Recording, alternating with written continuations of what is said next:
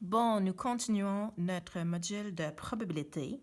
Ceci sera le deuxième exemple qu'on voit avec deux événements indépendants. Nos deux événements sont lancer une pièce de monnaie et aussi lancer un dé.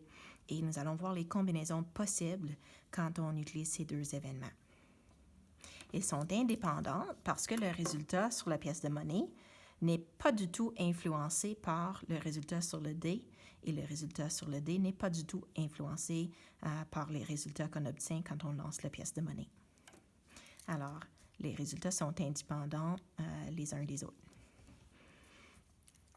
Notre question sera, quelle est la probabilité que le résultat soit pile sur la pièce de monnaie et aussi un nombre supérieur à 4 sur le dé? Nous pouvons trouver les résultats possibles en utilisant un diagramme en arbre ou bien un tableau. Cette liste de résultats possibles représente l'espace échantillonnal. Espace échantillonnal prend deuxième. Dans notre diagramme en arbre, tu commences avec les branches pour ton premier événement. On fera la pièce de monnaie. Les résultats possibles sont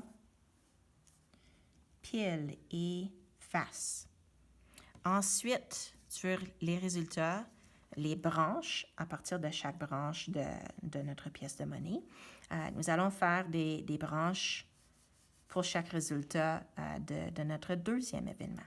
Ça sera 1, 2, 3, 4, 5, 6. 1, 2, 3, 4, 5 et 6. Parce que je peux avoir les résultats pile 1, pile 2, pile 3, pile 4, pile 5 ou pile 6. Ce sont tous les résultats possibles si j'ai lancé un pile. Si je lance face, quels sont mes résultats possibles? Là, j'ai encore les options de 1 à 6 dans mon dé. Donc, j'ai encore 1, 2, 3, 4, 5 et 6. 1, 2, 3, 4, 5 et 6. Donc, je continue ma liste de résultats possibles dans l'espace échantillonnal. Face 1, face 2, face 3, face 4, face 5 et face 6. Je vois maintenant que j'ai 12 résultats possibles en total. Ça me dit que dans ma probabilité théorique d'un événement, mon dénominateur, qui est le nombre de résultats possibles, sera 12. Je souhaite avoir une fraction sur 12 à la fin.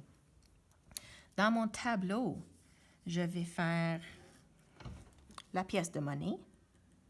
Pour les ranger, ce sera pile et face. Et je vais faire les colonnes avec le dé. 1, 2, 3, 4, 5, 6. C'est bien correct de tourner ton tableau. J'aurais pu mettre le dé pour les ranger et j'aurais pu mettre la pièce de monnaie comme les colonnes. C'est correct.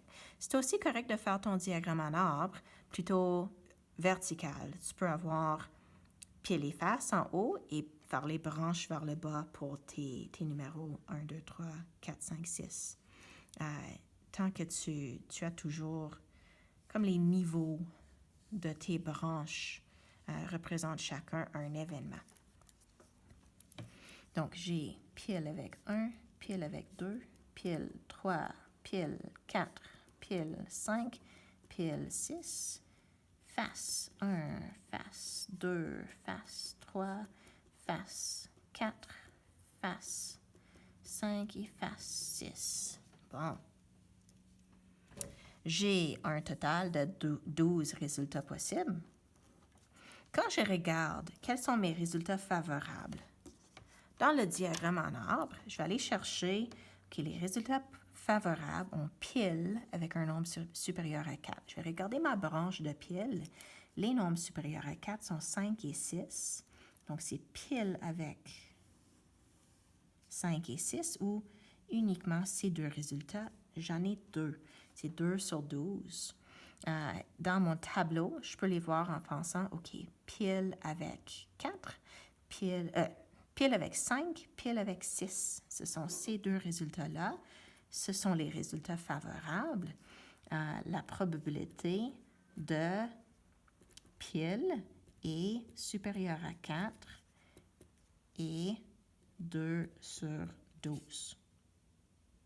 Oh, j'ai laissé une ancienne notation sur ma feuille. La probabilité de pile est supérieure à 4. C'est ça que je voulais là. Probabilité, c'est ce que le grand P veut dire. Et entre les parenthèses, nous mettons la description de notre résultat favorable. Si je veux calculer... Oh, je peux également simplifier. Donc, 2 sur 12, c'est 1/6. Si je veux calculer, je peux utiliser les fractions. Je prends, OK, probabilité de pile est aussi supérieure à 4. Je prends d'abord pile, probabilité de pile, et je multiplie fois la probabilité de 4.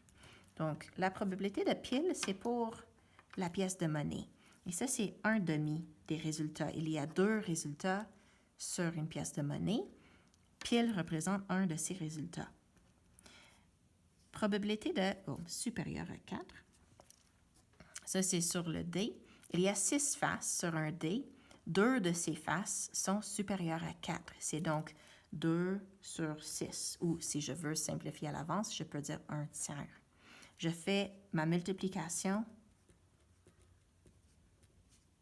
de fractions. Ça, c'est... Oh, je peux simplifier à l'avance. Ça, c'est 1/3.